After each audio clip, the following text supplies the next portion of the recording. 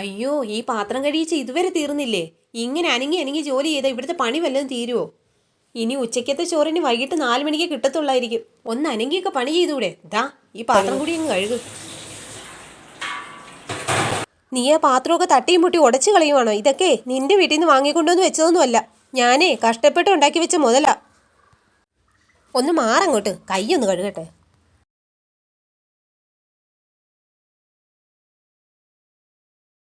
ഏതോ വണ്ടി വന്നല്ല, ഇത് ആരാണാവാ?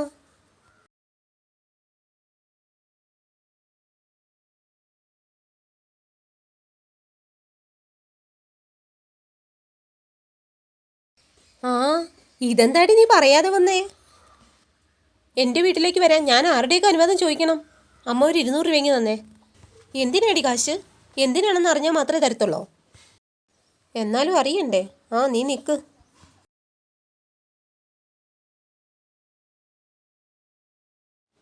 ഇന്നോ?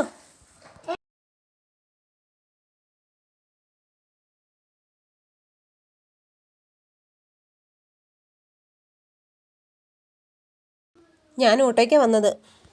അതെന്നാ, നിന്റെ കാറെന്തേ? അരുണ് വന്നില്ലേ? ആ, കാറും വണ്ടിയും ഒന്നുമില്ല, എല്ലാം നിങ്ങൾ കാരണം. ഈ പെണ്ണിന് ഇതെന്ത് പറ്റി?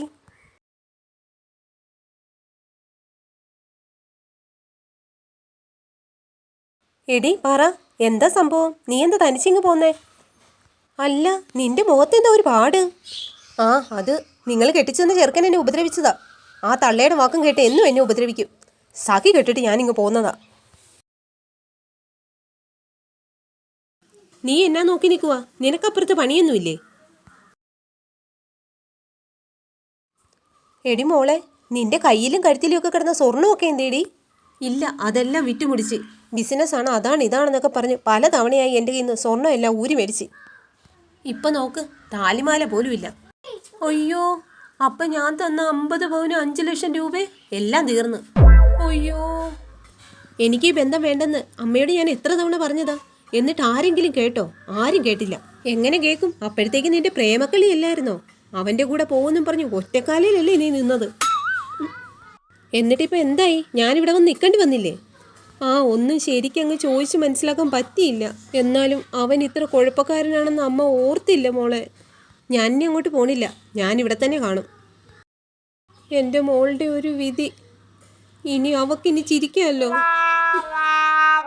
അയ്യോ അമ്മേ! എന്താടി, പാമ്പാണോ? പാമ്പൊന്നുമല്ല, കാലയിലൊരു വള്ളി കുടുങ്ങിയതാ. ഞാനേ നമ്മുടെ മെയിൻ സ്വിച്ച് ഓഫ് ചെയ്യാൻ പോയതാ.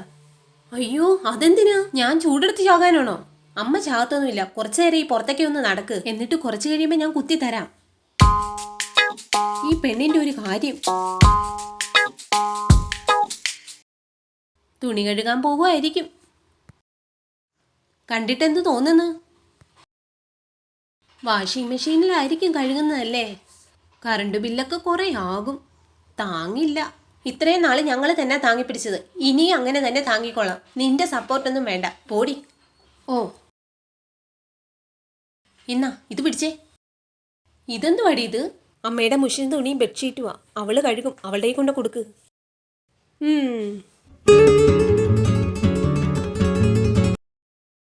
ഇതെന്താ, കറണ്ടും ഇല്ലേ?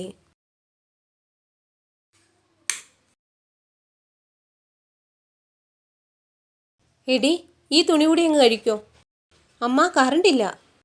കറണ്ടില്ലെങ്കിൽ എന്താ, നല്ല ഒന്നാന്തരം കല്ലല്ലേ അവിടെ കിടക്കണത്. അതിലിട്ട് തേച്ച് ഒരച്ചങ്ങ് കഴുകു. തുണിയൊക്കെ അങ്ങ് വെളുക്കട്ടെ, നിന്റെ ദേഹം അങ്ങ് നന്നായിട്ടൊന്ന് അനങ്ങട്ടെ. ഇന്നാ അങ്ങോട്ട് കഴുകു.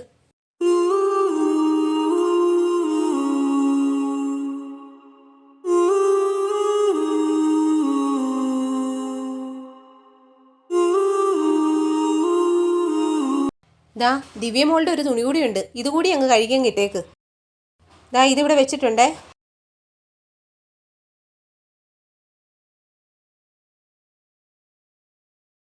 ആ, ആ തുണിയല്ലേ എന്തോ ബീഡ്സാ മുത്താ ഏതാണ്ടൊക്കെ പിടിപ്പിച്ചിട്ടുണ്ടെന്ന്. അതൊക്കെ കഴുകി പൊട്ടിച്ച് കളഞ്ഞേക്കരുത്. ആ, നല്ല വൃത്തിക്ക് കഴുകി സൂക്ഷിച്ച്.